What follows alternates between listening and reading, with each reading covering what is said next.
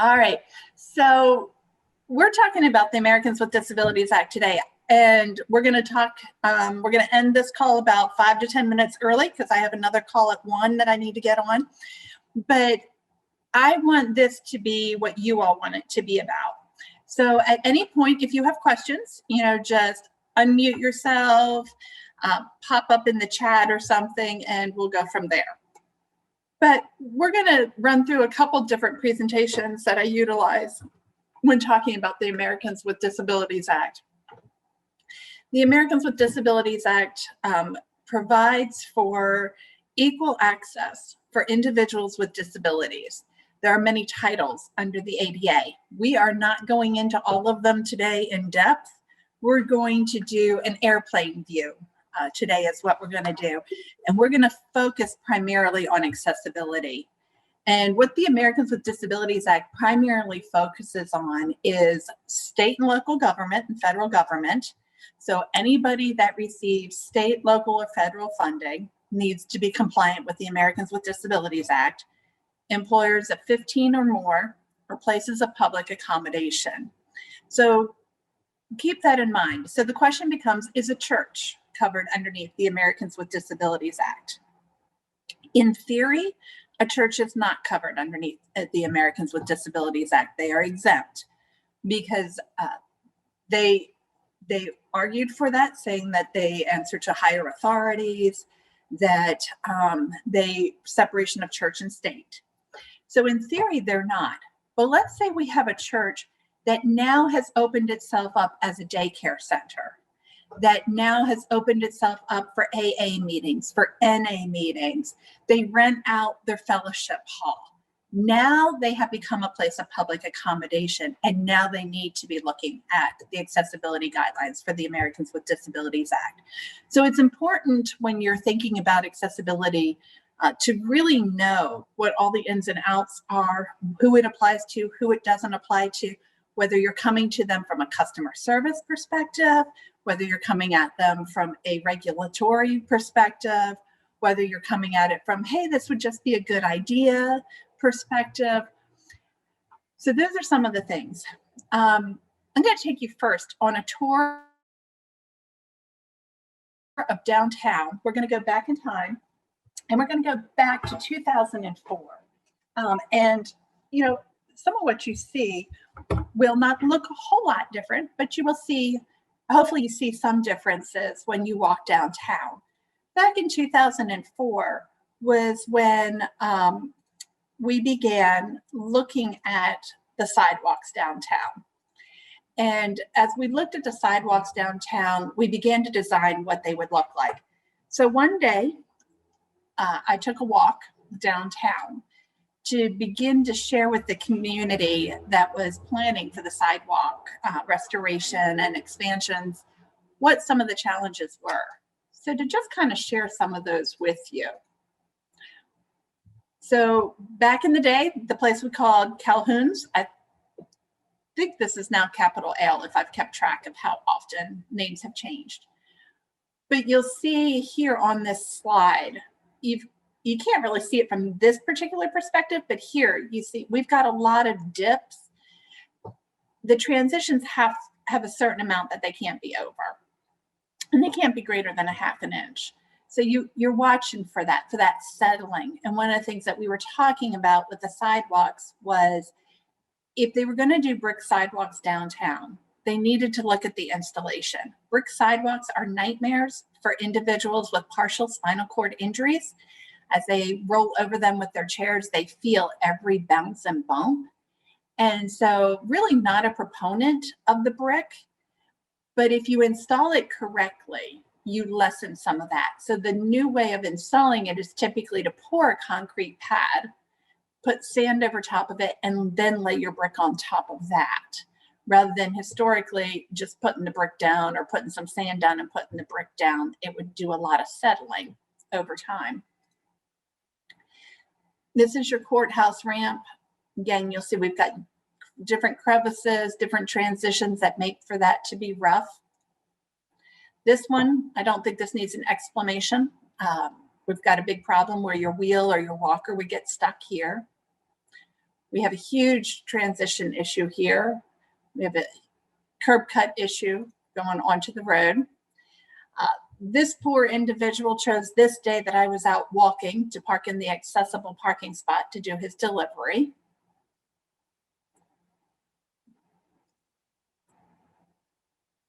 You can see how the paving stones have settled very unevenly, creating the wavy sidewalk, which is a tripping hazard for those that use canes or walkers. Also very rough if you're using a chair and you have a partial spinal cord injury. We've got a lot of curb cut issues on this particular page. This one was so great you would have gotten hung up if you were someone who drove a vehicle because of the bolt that sticks down. That's why they have standards. Oftentimes you'll hear somebody say, oh, it's accessible. I use a power chair, I can get around. Well, no, that's why we have standards, because what you can do in your particular power chair is not necessarily true what someone else can do in their power chair, which is why we have the Americans with Disabilities Act accessibility standards. So this is just to share with you kind of what that day looked like. We have had a lot of sidewalk time and repair put into downtown. I have not gone back and done a revisit of this, but this is where we were in 2004. Since then, they did pretty much redo all of the sidewalks downtown. But as you know, time still settles. You still have settling that occurs. This was a major oops that needed to be fixed.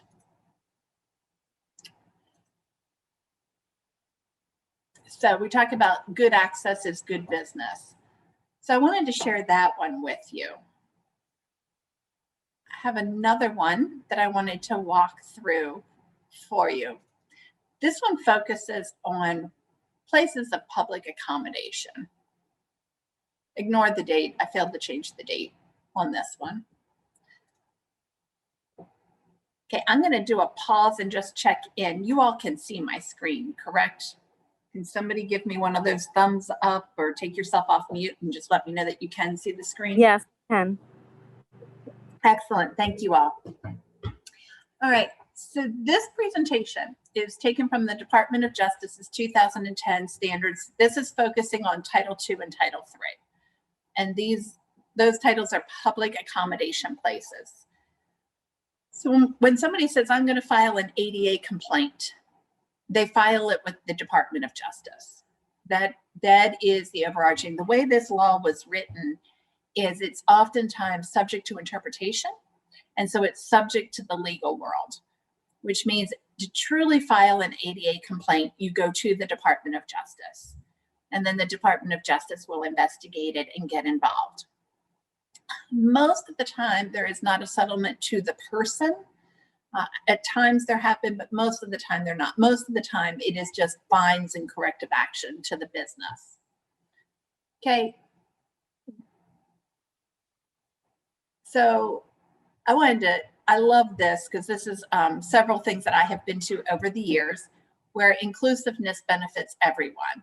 So we've got Wheeling Sportsmen here, which is a program that Vail supports and promotes, where they do all types of hunting, fishing, outdoors types activities for individuals with various disabilities. You'll see here, most of you will recognize Bruce Dellinger from his artist work, and he is very active with Wheeling Sportsmen. This is a playground in Bowie, Maryland that I got to visit. It was one of the first fully inclusive playgrounds. So this just shows how we can create worlds that are inclusive of other people. So as I drive around, I tend to whip out my camera and take pictures to just kind of use as examples of things I see. And this was an example at one of the schools in our area that we cover. And can anybody tell me what is wrong with this particular picture? I know we're not used to complete interactive, but Gail's going to try. Well, it doesn't, I guess it's closer to the soccer field, but it doesn't look like there's an area for them to get down to the actual field. That is one of the problems with it. What you can't see is it's also not the closest path of travel to the school. There is something else in this picture that makes it wrong. Does that have anything to do with the sign being behind the metal bar? Yes, ma'am. Absolutely. The signs have to be visible above a car. So one of the polling sites that I looked at had the sign, I think it was about 16 feet in the air. And I'm like, okay, that's a little ridiculous. We're looking for somewhere in the 70-inch range for the sign to be. You should be able to see the accessible sign over the roof of a car so that you know that that is the accessible parking spot. Can anyone tell me what makes a parking spot an accessible parking spot? There are 3 components that make it an accessible parking spot. One of them would be the lines next to the spot. The access aisle, that's correct. So that's one. Well, some of them are van accessible, so they're wider, I feel like. Is that true or not true? So let's answer that question. A typical parking spot is, I used to know, 96 inches. So for a van accessible parking spot, you need the parking spot and the 96-inch. It's a bigger access aisle. Sometimes what you'll see is they'll make 108 parking spot and they won't have any of the lines, but the thought process is you can pull in and still put your lift down. They tend to skimp on those, and you got to be real careful to make sure that you get your tape measure out and you look at that, because I've been fooled before thinking it wasn't right. And when I get my tape measure out, it's not how I would have done it, but it does meet the regulation. So yes, if they're van accessible, they either have to be that extra wide or they have to have that full 96-inch access aisle. I was also going to say the proximity to the building of the space. Yes, they're supposed to be on the fastest path of travel to the building. That is correct. As well as proximity to a curb cutout. They should have if they're trying to transition up into a sidewalk, there should be a curb cut there. It was probably 3 years ago when they put in the sidewalk, crossing things. I can't come up with the word I'm looking for. Around Court Square, and there was an access aisle, but there was no curb cut to get up onto the sidewalk. So we advocated for that. And because it was the courthouse that is located within the city limits, but it's also a county property, it took a lot longer to decide who and how that was going to happen than what it should have.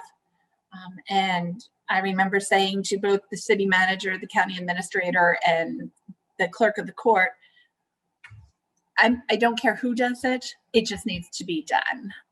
And we eventually worked together. And there is now a curb cut. I said, somebody just overlooked it. It just needs to be fixed. So the 3 things that make it an accessible parking spot is the access aisle, the sign needs to be visible, and it needs to be on the closest path of travel to the door.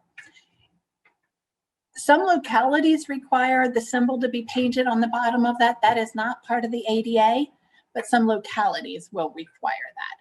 So if I just told you those things, tell me what is wrong with this picture?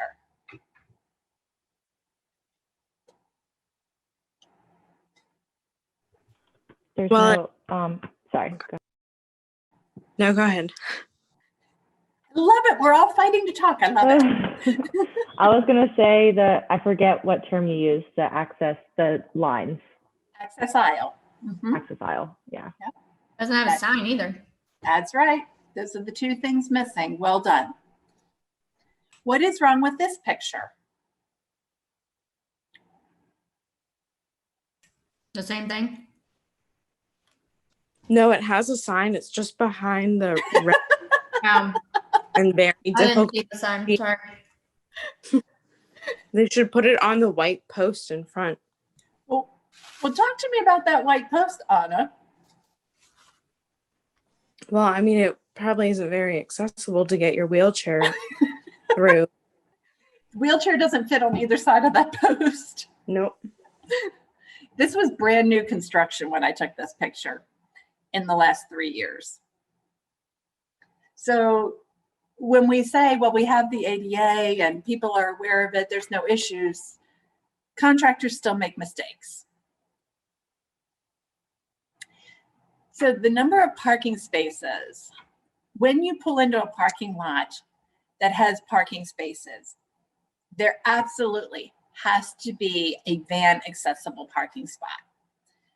So you start with between 1 and 25 parking spots. At least one has to be accessible, and it has to be a van accessible parking lot, because it doesn't mean just vans can park there. I can park there with my car, but I have to have at least one that is van accessible.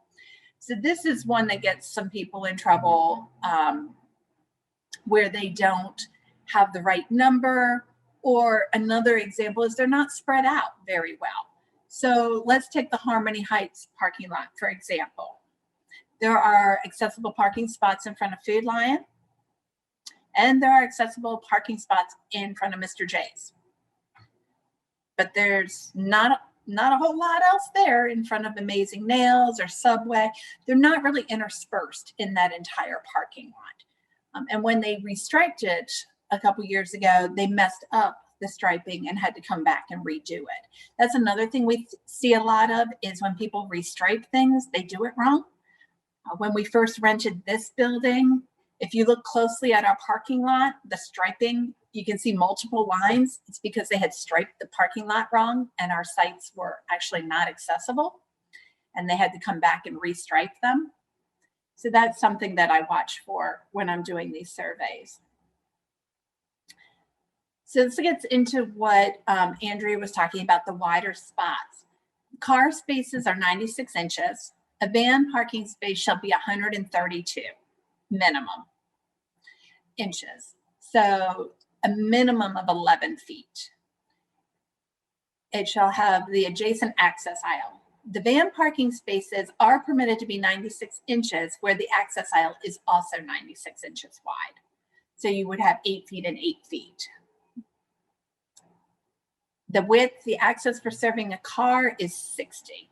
The van, if you go with 132, then your access aisle is 60. Oh, I have a chat. Would parking garages with top and lower deck require that the top deck have accessible spots as well? Technically, yes. And it should have an elevator or a way to access.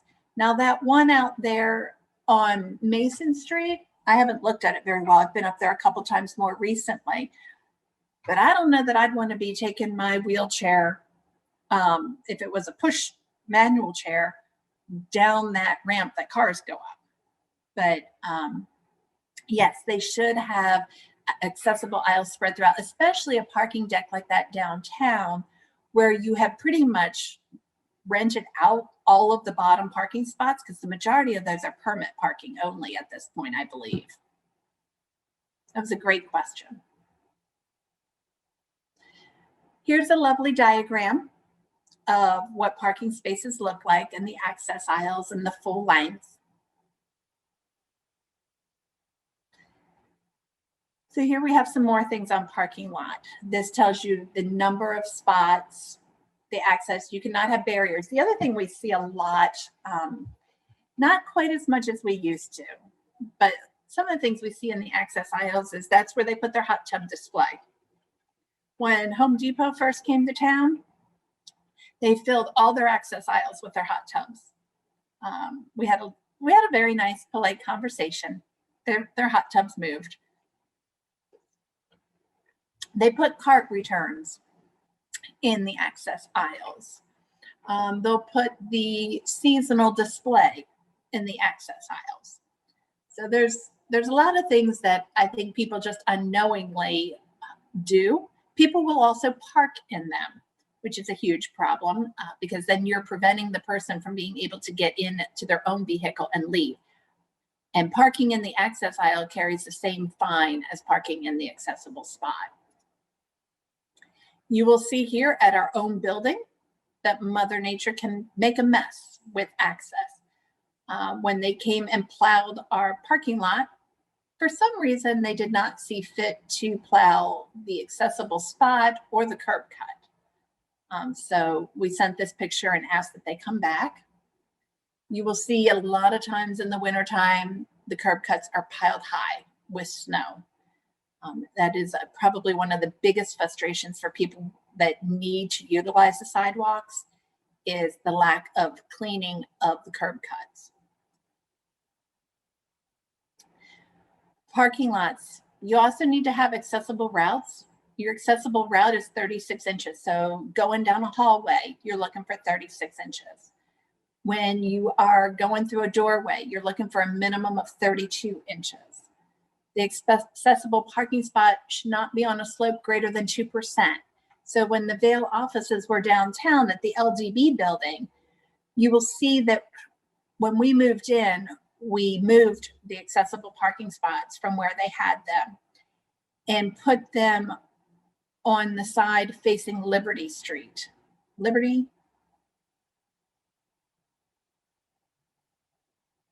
Yeah, that might be Bruce, but they were facing north. Let's go with that. They were facing north.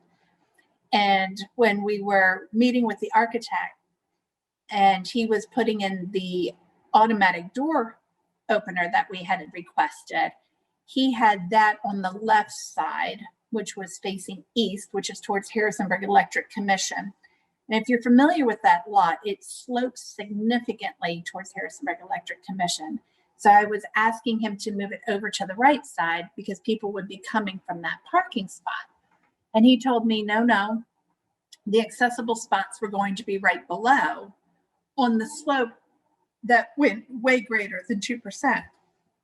And I advised him that no, while that might in theory be the fastest path of travel, it had too great of a slope and we were moving them to the north so that they could come across on a fairly level because I wasn't interested in picking people up at Harrisonburg Electric Commission out of their chairs. And in one of my slides, it's the next one, you'll see the term grandfather. The architect said to me, well, you're never going to get this building to be accessible. It's grandfathered in. Well, grandfathering used to be a building code term. It's not even a building code term anymore. But what the thought process was of grandfather was this building was built before it was done before, therefore you don't have to make the accommodation. And I told him, I said, the ADA is a civil rights law. It doesn't have grandparents. There's no grandfathering in. We need to make this on the least sloped path of travel to the building. And so since it is readily achievable, that's what we were going to do. So we've got some other things to talk about here. Doorways have to be 32 inches clearance at a 90-degree angle. The Braille signage, I've seen Braille signs that are all over the place. Some are above the bathroom doors. I'm not really sure how a person with a visual impairment is supposed to know that they are to jump up 10 feet to be able to read that sign. But they are to be consistently placed throughout the building at 48. We usually place ours somewhere in the 48 to, I don't know, I think it's like 60-inch range, in a reach range that you could read them. But they have to be consistently placed. So wherever you see our bathroom ones at, any other Braille sign we have in the office should be located at that same height. You shouldn't see suddenly signs above the back conference room that are brailled, or down at the floor that are brailled. Your reach range is 48 inches. So if I'm using a chair and I reach, I should be able to reach 48 inches to the side and out in front of me. So that's my reach range is 48 inches. So like in the kitchen, we have a parallel approach. And so the sink for the faucet is within 48 inches of reach range. So those are some things that we look for when doing an accessibility survey. Protruding objects, you have to have a detectable warning at 24 inches if they stick out 4 inches from the wall. So if you've mounted a fire extinguisher on the wall, you have to have something that protrudes out at the bottom, at least at 24 inches from the bottom, so that my cane will detect it. Otherwise, I'm running into your fire extinguisher on a regular basis. Also, 80 inches. This is one of the things that we'll see downtown with tree trimming, is the branches hang below 80 inches, that even at my height, I'm hitting them. They are supposed to be trimmed at 80 inches or above.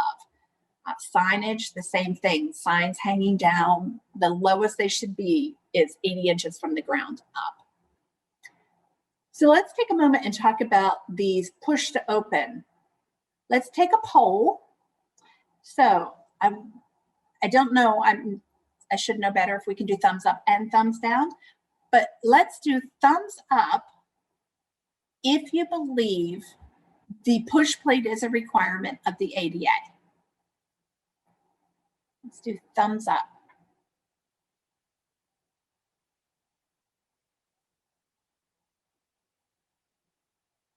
Okay, no one is doing a thumbs up. Okay, all right, well, that is correct. They are not required. When people start advocating for the automatic door openers, that is where you have to come at it from a customer service point of view. They are not required.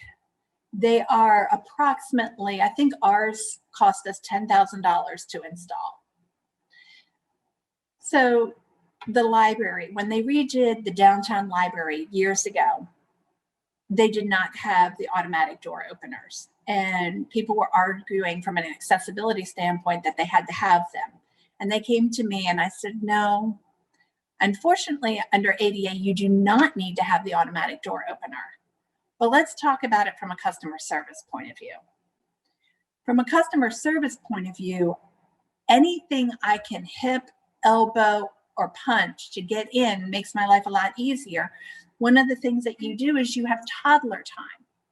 And so at the time, I was coming pretty regularly with a 3-year-old and a 1-year-old who also wanted books. So as a mom, I've got my hands full. I've got a diaper bag. I've got a purse. I've got books for one child, books for another child. I got a stroller. I got one on the arm, and I'm trying to get into your library. If I have to stop and open a door and get myself in, that's not as friendly to me as if I can just push the button. And so they evaluated that and they put the button in, and you will see that it is utilized by many people, and primarily by young mothers taking their children to the library. So I have found that it is best to know your law, know what you're advocating for, and see if there's a different story to tell in order to get to the same thing. And also, I think that takes it away from, you need to do this because of people with disabilities. No, let's take it to the broader. Let's take it to the universal accessibility. Let's take it to how it's good for everyone, how it is good customer service. So we were really thrilled when those came to be. The same happened with one of the hotels here. It's changed names so many times, I can't tell you what it is today. But when I first went there, it was under an ADA complaint that came into our office where the individual felt like they were in violation because they didn't have automatic doors. Well, it's not a requirement.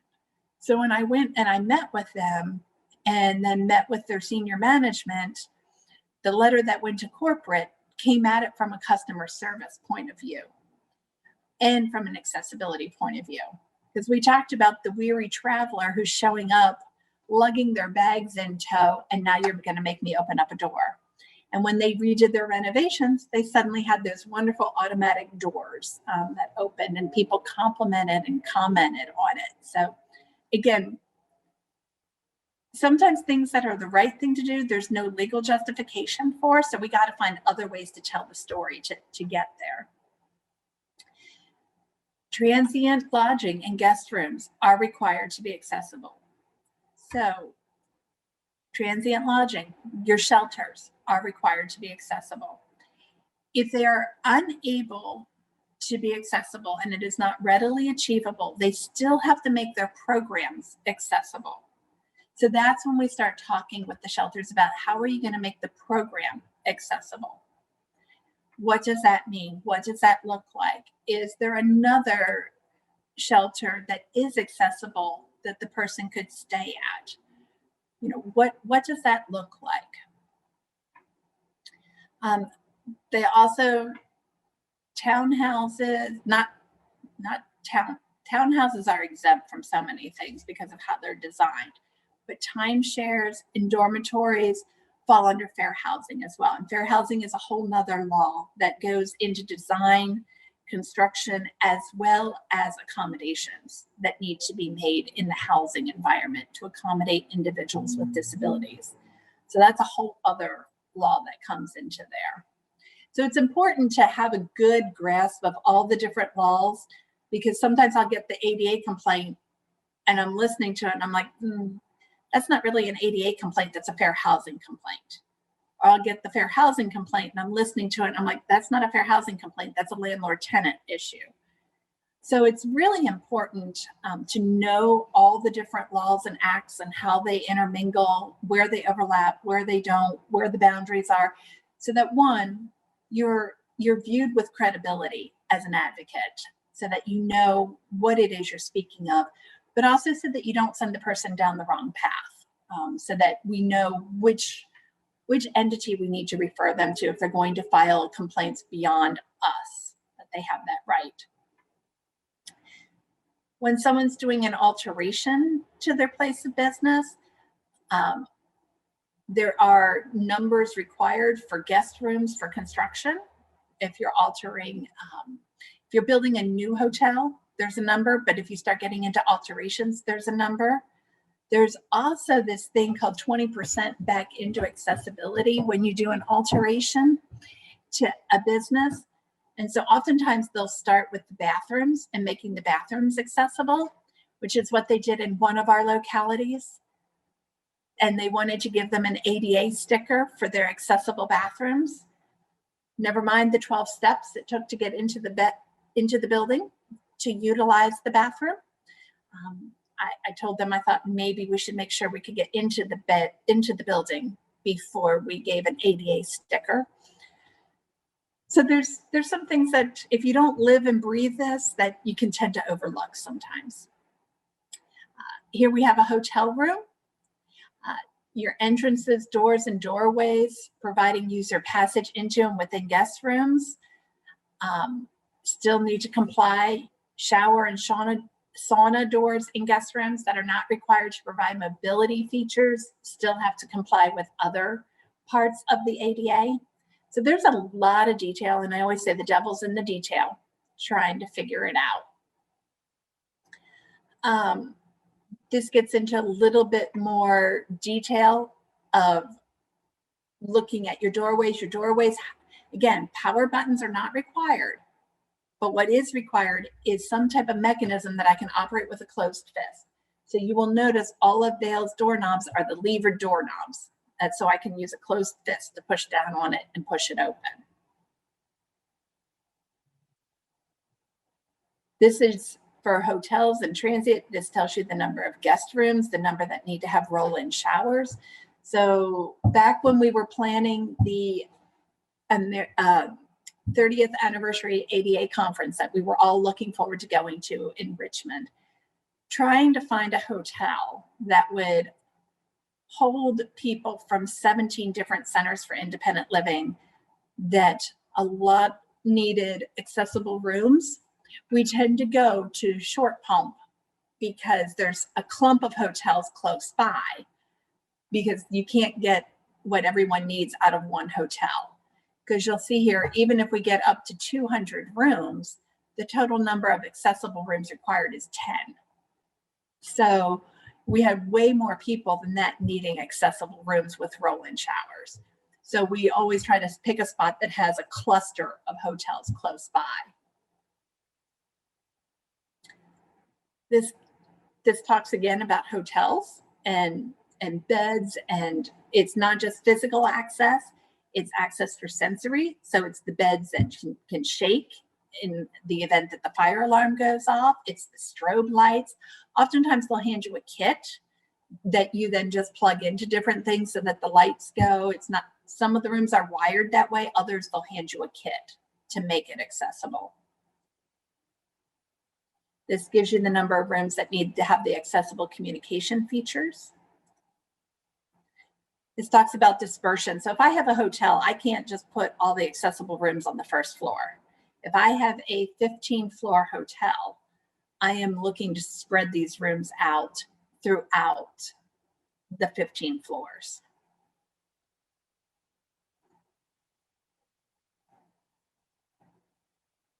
This gives you a little bit more on the dining room areas. You know, they're the places that serve breakfast. They have to have the countertops at 36 inches. Your reach range still has to be at 48. Things have to be accessible. You have to have a path of travel in amongst the tables. That can be a bit of a challenge. You'll see in many places when you're doing breakfast. This is an example of accessible bathroom space. You'll see here the pipes are covered on the sink. That is critical. You've got a shower chair. You've got the knobs on the side so that if I'm sitting in the shower chair, I can reach the knobs and the sprayer.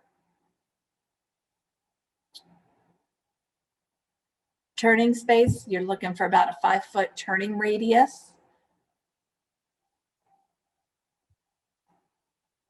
Checkout counters. The counter surface height shall be 38 inches maximum.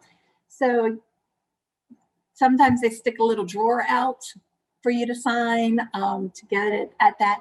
Most places, at least new construction, have gone to cutting down something. I have noticed that at the banks that have this real open design, that not all of them have what I would consider an accessible spot, because most of the tellers are standing and so their things are up at their level. So haven't received any complaints about that. So I'm guessing that people are figuring it out or maybe moving to a lower place to do business, but that is important. In general, you've got to have grab bars.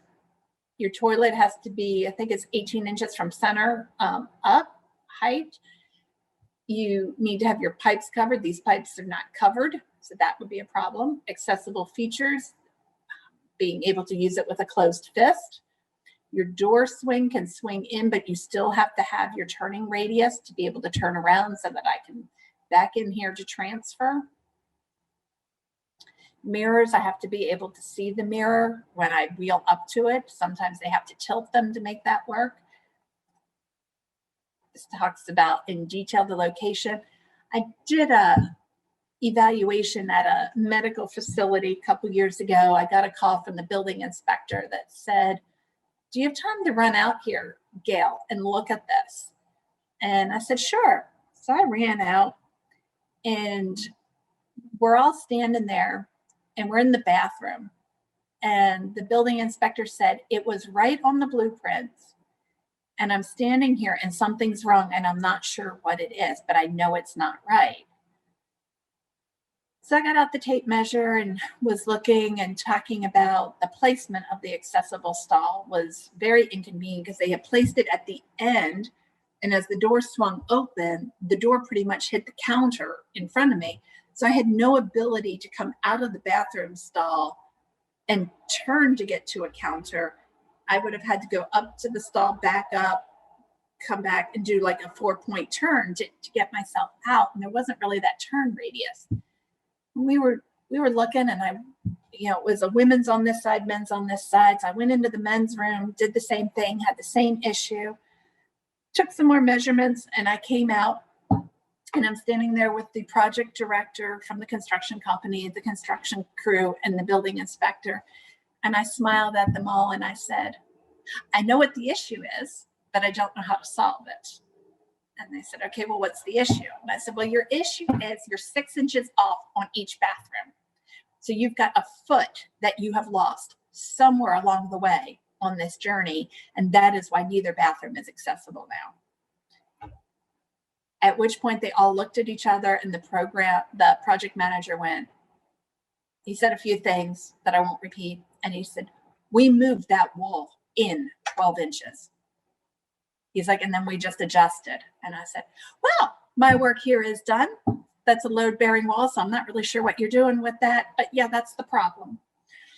So that was pretty disheartening for them because there was no easy fix there.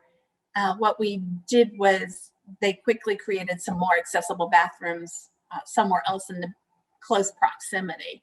But that was not how that was supposed to have gone. So again, great intentions, slight changes can make a huge difference. So this just tells you some of your quick and dirty things.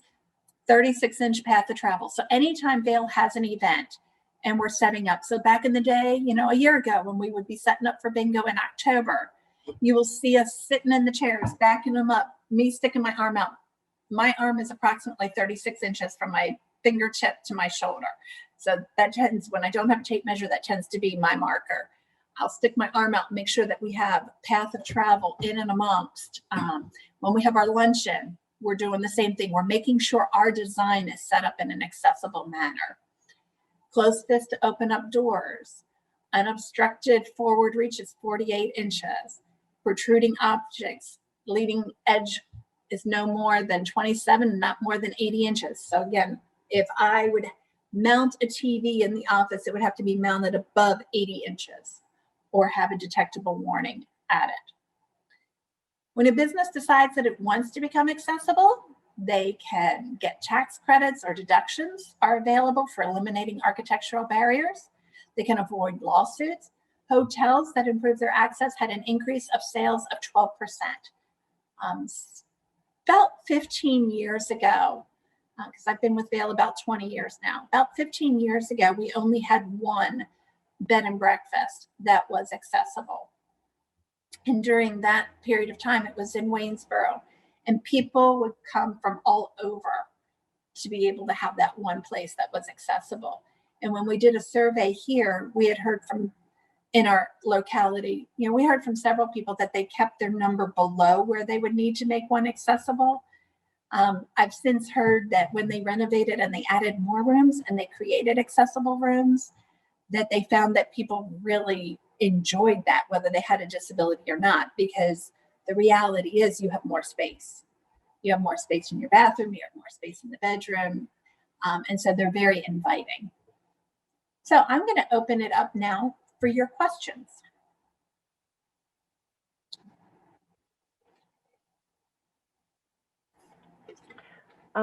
What's an example of like an ADA complaint that should actually go under Fair Housing Act? So I had somebody call and say, I called the building official. They said to call you. I have an ADA complaint. I said, okay, what's your ADA complaint? Well, I live in a complex and the homeowners association will not let me park my car in my front yard. But that's the only way I have access to my home.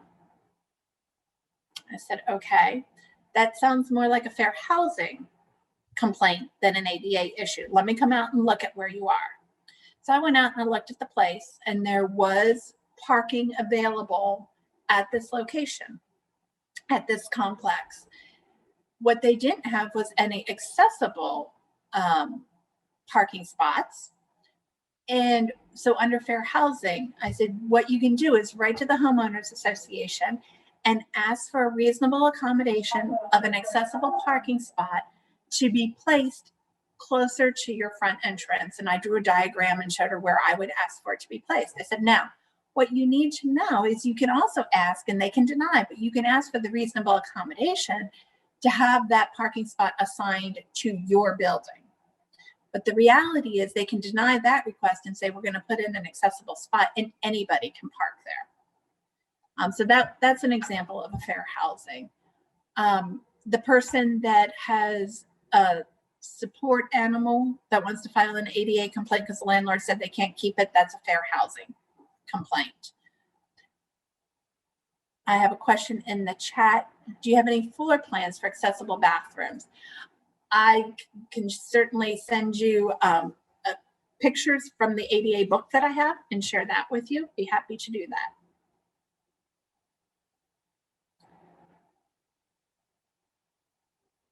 I would say the majority of the fair housing complaints that we have received have been in regards to support animals, parking, and ramps. And a landlord cannot say no to a ramp. The landlord can say you have to have a contractor put it in. The landlord can make the tenant pay for it. The landlord can make them sign something that says you have to put it back the way it was before, but they can't. There's really no way to say no to a ramp unless it truly is going to not destroy something, or if it's in a historical building. Would fair housing complaints also go to the Department of Justice? Did the what? Would the fair housing complaints also go to the Department of Justice? No, those go to DPOR. Let me pull.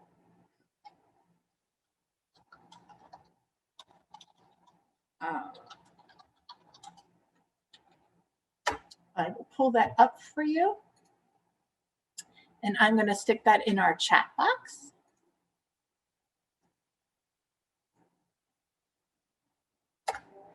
Okay.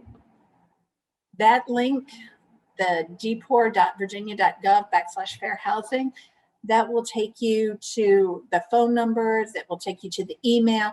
You can actually file a complaint right online.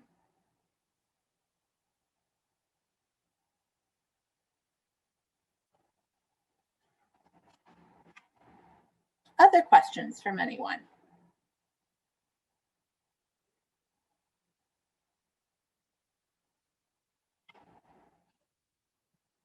I will say in regards to the support animal, that's a moving target. So it used to be that if you got a doctor's note that said you needed this dog as a support animal, that would fly. They've cracked down on that a little bit more. So if someone truly wants a support animal under fair housing, they really are in the position that they should be getting letters from a psychiatrist, a therapist, and that explains a little bit more why they need the dog or whatever it is that they have. Unfortunately, it was something that got abused quite a bit so that people could get out of paying the monthly extra pet fee or the deposit. So they have cracked down on what is a support animal and who gets one, because it was starting to become, well, my dog makes me happy, therefore it's a support animal. So there's been a little bit more tightening up on the support animals. So don't be surprised if you start hearing a little bit more about that.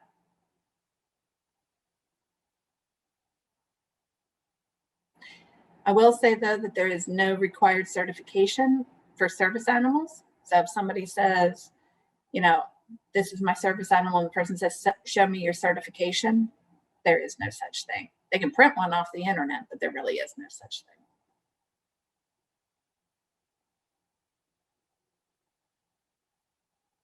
It is interesting. If you take time to go out and look at that DPOR site, you will see that historically, the majority of the housing complaints are based on race, but the complaints based on disability are growing. But so first is race, second looks to be like disability, and third is familial status. Those are usually the top three complaints that the Fair Housing Company deals with. And they will send testers out.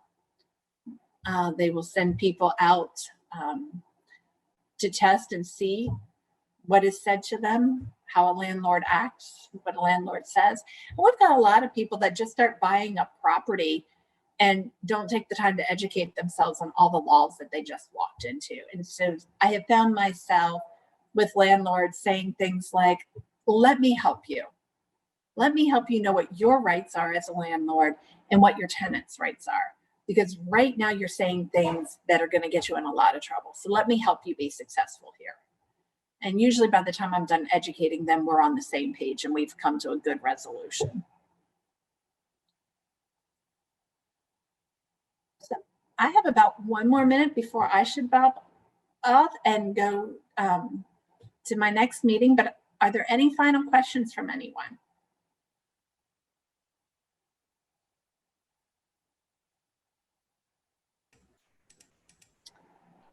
Okay, well, thank you for your time today, everyone. Gail, thank you for joining us. And everyone, we look forward to seeing you again on Thursday, November the 12th. Where we have, hang on one second. Anna talking about nutrition and healthy cooking.